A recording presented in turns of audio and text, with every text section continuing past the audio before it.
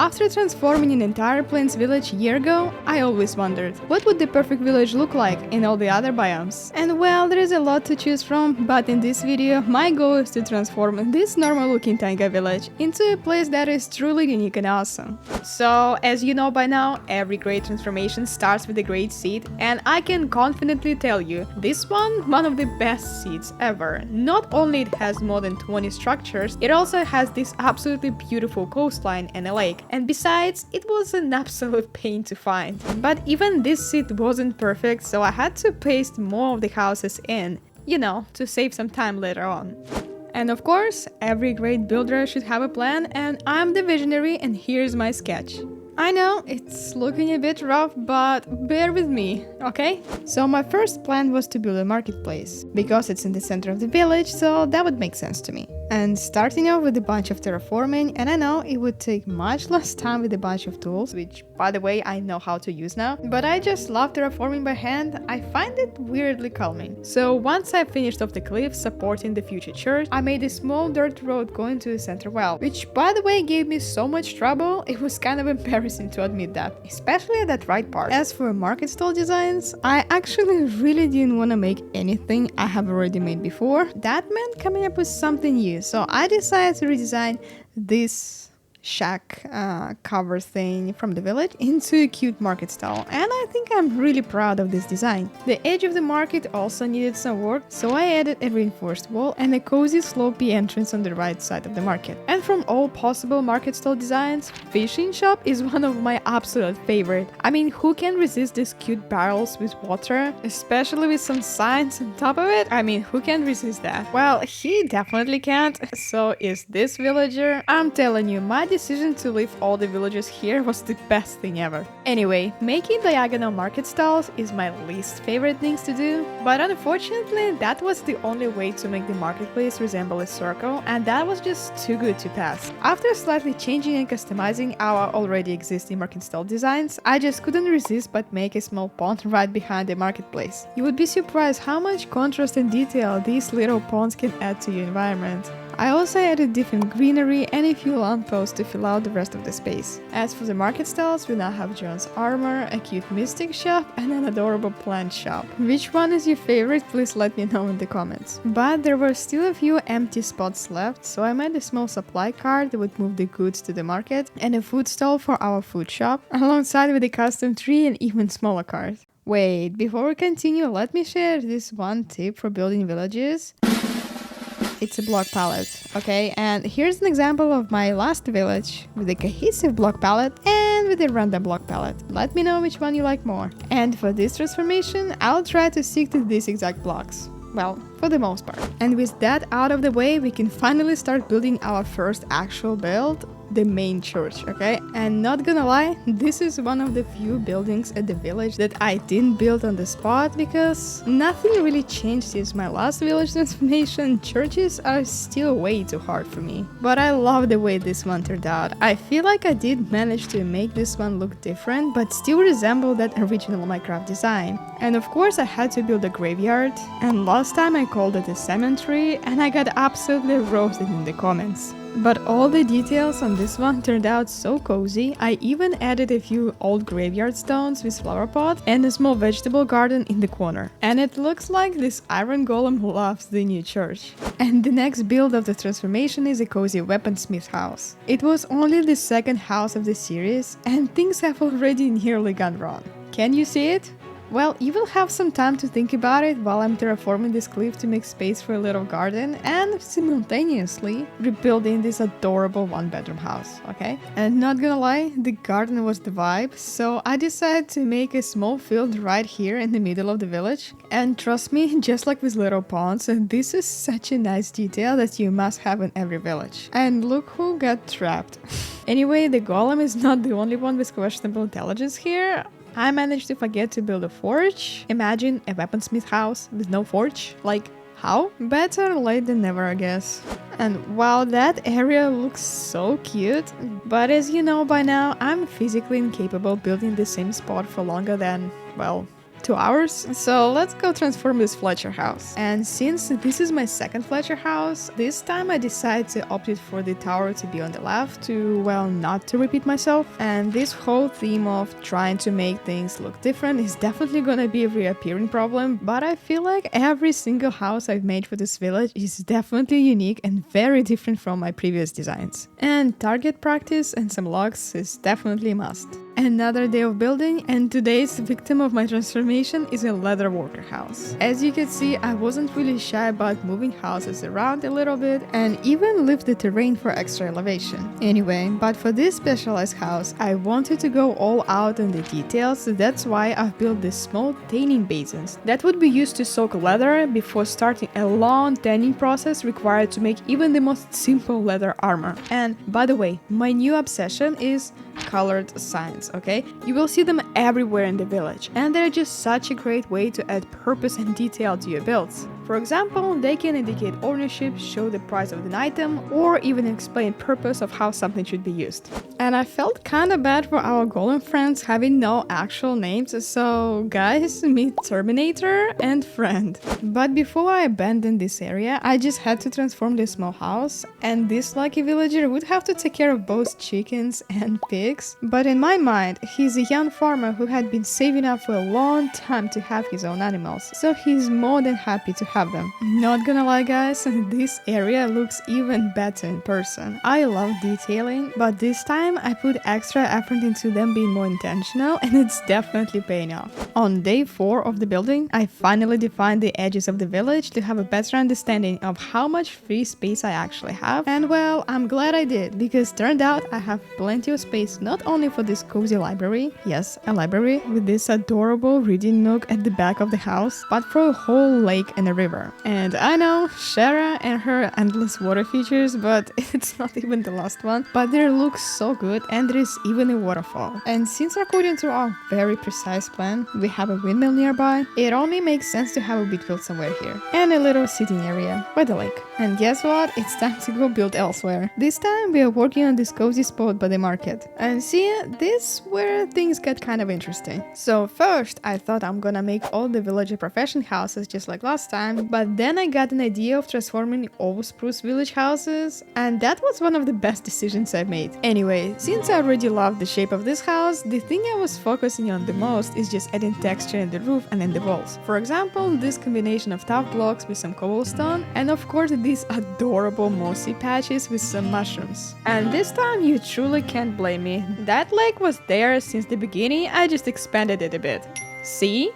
As for the bigger house, the only thing I was really trying to avoid in this transformation is making houses much bigger than their original size. For example, if I were to make this one more than 1 or 2 blocks taller than the neighboring houses, it would stand out way too much. Or imagine this right in the middle of the village. Okay, enough jokes, but I decided that this house is gonna be a tavern, and the 2 guest rooms are so cute and tiny. As for the back, a potato field seemed like a fitting solution, and I also kept the pumpkin patch in case the residents wanna make some pumpkin pie. Well, you never know. And finished off the whole thing with a few lampposts before moving on to another area. Not gonna lie, that place looked like a complete mess, and it was really not fun having to clean it all up and make sense of it.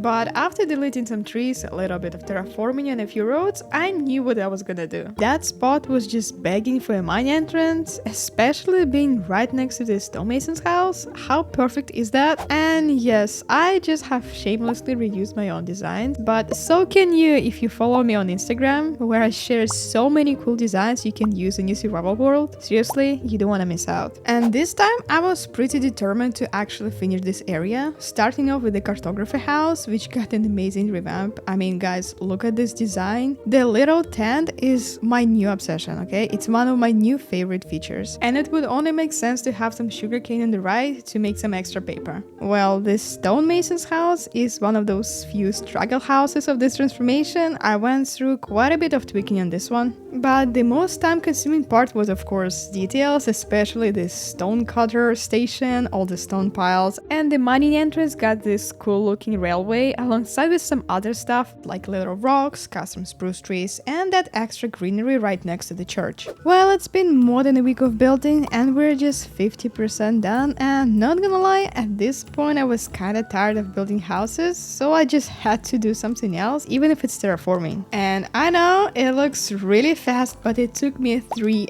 hours to decorate that hill. And it usually looks more like this. Anyway, to make this fishing lake special, I tried to build these fishing farming net things, which I know look really cool. And they even have fish. As for the fishing house, well, I wasn't really ready to build any houses yet, but that design gave me so much trouble. I couldn't settle on anything, the roof, the porch, the colors, nothing, but at least in the end it turned out awesome, and I could happily move on detailing the environment and even moving a few houses around to achieve this perfect proportionate look. For example, this way the houses are a bit too cramped together and it's harder to see, and this way there is too much empty space. So what we really want is just to keep things balanced. Alright. As for the fishing house, I made a small pond right next to it, cleared out those very random trees, and then pasted all my very non-random trees on the left side. And now the empty spot was bothering me, so I decided to build another crop field, and this time I chose berries. I don't have any notes left, so let's just move to another house, shall we? And this one is a weaponsmith house. And I know it's kind of annoying to see because genius me didn't think about removing that giant tree right in front of it, but trust me, it looks even better in first person. Actually, let me give you a tour. Wow, everything is just so much cozier from here. And as you can see, I am making interiors of every single house, so just trust me on this one. And this weaponsmith has everything one would need. And the time has come, guys. Let's finally build the windmill and deal with this whole giant mess. Starting off with a lot of handmade terraforming, I fixed the coastline because, well, it looked kinda sad. And then came the hardest part, the layout for the whole right side of the village. Shuffling all these houses around to find that perfect look was hell of a task, but after I got the roads down, figuring out the rest was much easier. And it feels so good to have this fence up. Now no one can get in and hurt our villagers. Well, except for here and there. Okay, maybe I didn't think that's true enough. Either way, it was time to build the dreaded windmill. I mean, lovely windmill, which was totally not so hard that I had to pre-build it beforehand. And the first couple of designs were so bad they made me doubt my builder abilities. Anyway, I'm glad that was over. And now I could work on some wheat fields, which is, you know, the most important part of the whole thing. And most people love bigger fields, but I personally recommend you try smaller fields with roads in between for that extra cozy look. And don't forget the lamppost and the flowers. Alright, and now that the fence on the right side was all set up, it only made sense to me to define the village on the left side as well. I decided to lower the terrain on the left side to get that extra space, and then I got sidetracked by building this field. Well, you know me, but thankfully there was not much to do afterwards, so I had no choice but finish off the fence and finally transform that other house. And not gonna lie, the shape of this house is, well, pretty out there, to say the least. But I feel like it's kinda cute. And as I said before, when in doubt, build trees and water, so making a pond was an easy choice. And I also made and decorated this horse stable thingy by the entrance. So imagine you're here and you see the little lake on the left with the sitting area, and then there are some horses on the right side. You walk down and you see the fishing hut where you can fish as much as you want, or you can just stop by these cozy mines to get some ores and stone. Isn't it lovely? And frankly, I could walk here endlessly, but unfortunately now we have to be back at this cursed place. And the problem is that no matter how much I moved the houses around, I still didn't like it. So after a little bit of thinking, I decided to let go of that small house right next to the butchery and just continue with the flow. And since having no plan got us this far, I think we're gonna be okay. As for the butchery, here I made a meat rack with some suspicious looking redstone right under it. And then I moved on decorating the front of the pen with some hay bales, flowers and signs. And that small shed is actually a weaponsmith station, which meant we have to transform it as well, you know, if we want to revamp every structure in the village. Then I started working on the neighboring house, which is, by the way, is already so freaking cool. Especially because it's basically just 2 houses in one. And don't even get me started on the staircase. So I only had to add some extra details, like those wooden walls on the second floor and a small overhang at the back of the house alongside with a picnic table. You know, for extra vibes. And it actually looks like I'm going to finish this side for good. I know, I am pretty shocked too. But being more than 50 hours into this project, on one hand, I was getting really good at making these houses. On the other hand, I was also very tired. Now that you see that second armor house is almost done, it's time to talk about things you're all actually interested in. Shera, where are the tutorials? And the reality is that one tutorial takes me about 25 hours to record and edit, and that is a lot of time that I frankly just don't have. Maybe in the future, when I can afford editor, that would change, but for now, I would rather make bigger, inspiring videos just like this one. And can we just take a second to appreciate how cozy this road is? I mean, guys, you see it, right? Anyway, welcome to the last part of the village. I mean, how crazy is that? And here I started by transforming an actual armor house into, well, a house. Okay? And as you know, I always try to add some extra specific decorations to develop the lore of the world, which by the way, you should do too if you want to improve your building skills. So for this house, I included a pile of iron ore with some coal to make the armor, and a small area with some practice dummies and armor stands at the back. And to further convince you to make more specialized decorations for your houses, here is the same area, but with more generic storage farmer-like decorations. You see the difference? And now finally, not the last house, but at least its last villager profession house, the shepherd. And not gonna lie, the original house, it's kinda ugly, so transforming this one was a bit hard as I had to come up with a new shape and design, but I think I nailed it, guys. And this stony part is definitely my favorite. And at the back there was plenty of space to fit in a spacious pen for a big herd of sheep, so they would be nice and cozy there. Then I started on some banner decorations before I got sidetracked and decided to decorate the pen and coastline instead, but after that it was a smooth sailing, even though I was slowly running out of those original decoration ideas. But I was definitely not giving up on the last house of the village. Can you believe it? We are almost there. And if you want to see the village for yourself or rebuild every single house you've seen in the video, you can get a world download on my Patreon alongside with the cleaned up schematics of all the houses. Your support there means the world to me and makes big projects like this possible. Fine, maybe I am scraping the bottom of the barrel decoration-wise, so this house got a random rabbit pen, a lot of storage, and even more random crop fields with a well. I know, not really proud of that. And then I realized we could use another wheat field right here in this spot. And trust me, the best part of the whole village is not even built yet. So you remember that our plan had those awesome looking dogs, which had this very simple, totally doable shape? Yeah, well, that's the docks we need to build, alright? And truth to be told, I still hate diagonal builds, but things have been going more or less splendidly, except for the fact that I had to change spruce to oak because it was way too dark and make like hundreds of adjustments. But in the end, I even added some cool decorations and yeah, totally worth it, guys, right? Anyway, thank you so much for watching and let's see the results.